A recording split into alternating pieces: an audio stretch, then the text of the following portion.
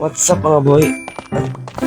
Tagal ko walang upload mga hindi na mga ano na rin pala siya 1 week na rin pala ako walang upload. So eto na, babalik na tayo. Hindi naman sa naging inactive ako pero active ako sa server. Like, pumapasok lang sa server. Naging busy lang ako sa ACADS ngayon kasi nga alam niyo naman, per quarter na kailangan na bumawi. So ito nga pala, nagmimina tayo ngayon at kasi ano, makakalimut yung mga member, sobrang yayaman nila, so kailangan natin makahabol. So magmimina tayo. Kasi isa pang paraan para makahabol tayo is magbebenta tayo. Ano ang magbebenta natin? Una, may binenta na tayo, sweet berry. Yun, ang pagbenta natin ng sweet berry. Ngayon naman, ang bibenta na naman natin ngayon is wool. Gagawa tayo ng wool. Ang bahala ko is gumawa ng automatic wool farm na super automatic talaga, super efficient. Like, siguro makapuno tayo ng double chest na sagitan lang. Ganun bala ko. Tapos ano, para magawa siguro natin yung kailangan natin ng ano, estimated ko 40 na sheets. Ay yung kailangan nito, 40 sheets. So, umpisa na natin itong video na to. Nakapag-intro na ako kanina eh. So, start na tayo. Tara! So, matagal-tagal pa mag-umina dito. So, alam mo na, medyo papabilis lang natin yung papakita ko ng umina ko. So, eto, papakita ko na.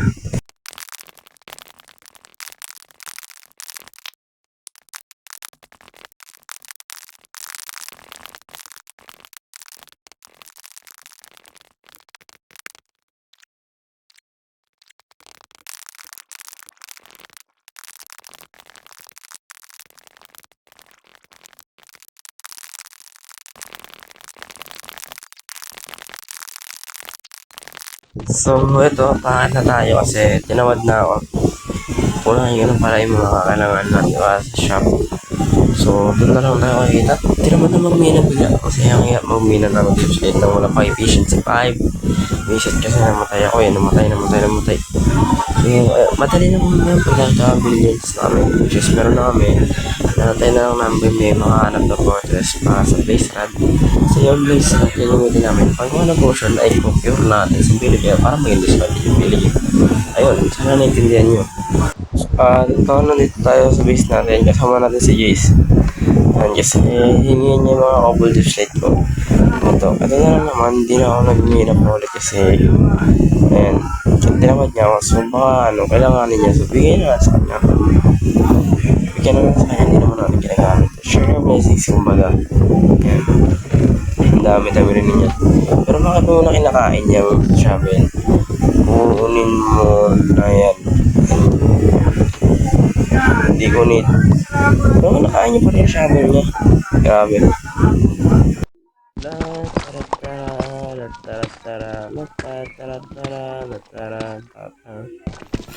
Napakahirap na diamonds ngayon, man. Ayun na nga. Sabi ko lang, speaking of, diamonds na. So, kunin na natin ito. May fortune tayo, pero nasa iron pickaxe ko. Meron tayo kahirap ngayon, nasa iron pickaxe. So, kunin ko lang ito eh. Walaan nyo sa comment section kung ilan nakuha ko dito. Papakita ko siya ng totoo. Pag nakahula na sa comment section. Ayun yung nakuha natin diamonds. Let's go. Kala ko auto na. Uy, diamond pickaxe. Nalaglag niya. So, ayan. Dami. Fortune and recommending. Wow, grabe ah. Ganda. Grabe, ang ganda ng chatmate mo. Ayan. Balik na natin, hinahanap na niya. Ayan siya, nakabang. Babalik ko naman. So, balik na natin sa kanya. At ito. Balik na natin sa kanya yung pickaxe niya. Gagamitin niya ata. Ayan. So, nabalik na natin. So, bye-bye. Bye-bye, Ninja. Thank you. Nabalik ko na. Okay na. Bye-bye. At nabalik ko na. Wala nang problema. Makabulin pa ako. Pabili. May uploaded na ba? Uploaded na ba to? Mga kasi spoiler. So, ayan. Pabili, mahirap lang ako. Wala po akong armor. Ayan po bayad ko. Ayan, uploaded na din pala. Hindi na pala spoiler. Ayan. Nasa yun na bayad. Dayas. Ayan, okay na. Ito na yung mga bato. So, yan. Mahirap lang tayo. Mahirap lang ako. Mahirap lang ako. Bye-bye. Bye-bye. Thank you. Bye-bye. Thank you sa murang preso. Thank you sa scam daw. Sinabi ko kasi sa kanya mahirap lang ako eh. Wala akong armor. Tapos bigla ako in-cube. So, kukuha tayo ng mga quartz para sa observer. Kailangan natin yun. Kasi observer kailangan natin. No! No, no, no! Karma agad sa pang-scam ah. Nakarma ako sa pang-scam. Okay. Good night. Goodbye. Bye-bye. Malas! Naka-iron lang din tuloy tayo. Baka malas naman natin. Scammer kasi tayo eh. Nakarma agad tayo. Test your own medicine tuloy tayo. So, eto. Kukuha lang ako ng mga quartz para sa mga materials na gagamitin natin. Gaya observer. Kailangan natin ng observer. So, tara na. Kuha na tayo ng observer. Let's go. Dito tayo magbibuild ng shop farm natin. So, 20 muna gagawin natin kasi sobrang laki para lang ng 40. So, di pala ata kaya. Sobrang tagal pala magawa no. So, 20 muna. Ayan, di pa kasha. Kailangan natin i-adjust sa ulan. So, adjust muna tayo. Adjust. Lalagyan na rin natin ng glass para, syempre, maganda rin tingnan. Hindi yung ano lang, may farm lang tayo, tapos di naman maganda yung tingnan. So, kailangan din maganda. So, gagamit tayo ng glass para nakikita natin yung ship. Maganda tingnan yung farm pag nakikita yung ship. So, ayun nga, kailangan may glass tayo. Dito naman, hukayin ito para ilagay mga observer na kailangan natin.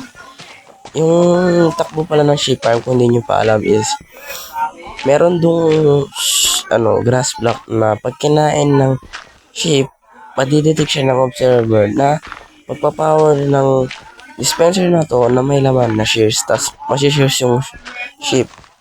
Tapos kakainin niya na lang ulit yung grass. Hanggang paulit-ulit naman paulit-ulit yun. So, pag kinain, madidetect, masishear, kakain ulit yung ship, madidetect, makakalbo yung ship. So, ganun naman paulit-ulit lang siya. Madali lang gumawa ng ship farm, ng wool farm eh. Isa to sa pinaka-basic na farm. Tapos, pinaka-madaling kunin na materials kasi observer lang naman. Hindi siya more on iron. Kasi super hirap magka-iron sa amin yun. Wala pa nagawa ng farm. So, kailangan muna natin magmina para sa iron. So, ito, gumagawa na tayo ng wool farm. So, ayun lang.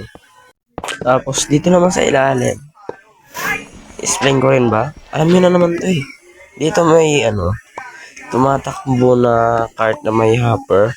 Sa ilalim mismo ng, ng area. Pag sa block. Sa taas ng block, pag may entity doon na item. Pag may item doon, gaya ng entity ng sword, kukunin niya ng minecart hopper sa ilalim. Ganun yung matatakbo niyan. So, makukuha siya. So, gagawa tayo ng sorting system natin para madali natin magamit. Makuha yung mga nakukuha natin. Anong farm ba ito ginagawa ko? Nakalimutan ko eh. Basta yun. Makukuha siya na makukuha. So, ayan. Halos lahat naman gumagamit ng gantong style. So, ayan. Kailangan lang natin gumawa ng unloader. Basta lang baka sa tingin ko wala na kayo naiintindihan sa mga pinagsasabi ko. Ayan. Ayun, nakita nyo kung paano tumatakbo yung wool farm. Ito, nalagyan ko na lahat. Naka-off cam ako na nilagyan ko sila kasi iba.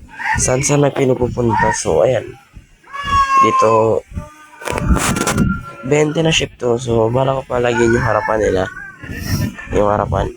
So, ayan. Ang dami nila. Ang dami yung ship nito.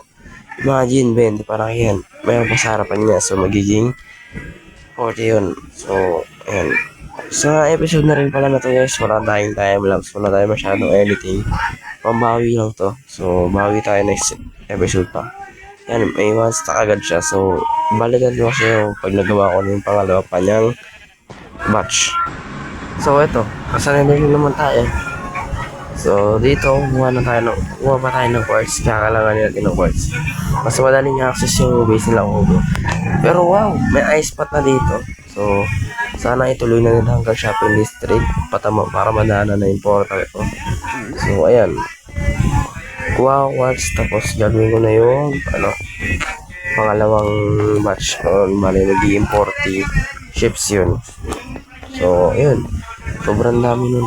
40. Baka makapuno ako ng ilang chest nun. At, ang dami nating shares. Sana hindi tayo agad maubusan.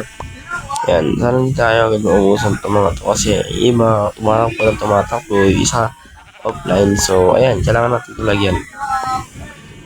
Ano daw pinagsasasabi ko? Pero, sana nag-enjoy kayo. Dito ko natatapusin itong episode na to. Ano lang to, pambawing episode. Next episode, may gagawin ulit tayong agenda. So, sana nag-enjoy kayo. Kita kayo sa next episode. Subscribe na kayo sa lahat ng members. Comment rin kayo ng mga suggestion na gagawin pa natin para marami tayong magawa sa server. So, ayan.